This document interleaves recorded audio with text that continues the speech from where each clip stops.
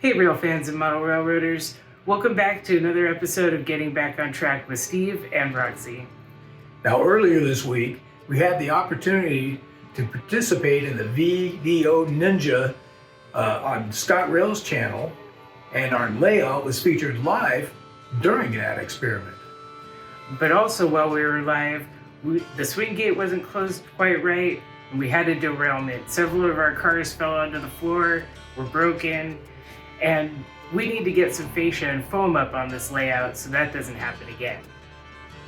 So with that being said, let's get this work done. Okay, the first part of this work that we got to get done is we're going to get our pink foam, and we're going to build up everything from the edge where the fascia will be over to our tracks. Now, this is something we're going to do much later, but we got to get this done now. So to get these curved out sections here, I've taken a piece of craft paper, I've traced it out and cut it to fit. So now I can use this piece of paper as a template on my pink foam. So we're going to go ahead and do that. We're going to need several pieces for here, and then we'll cut our pieces to go all the way down to the other corner.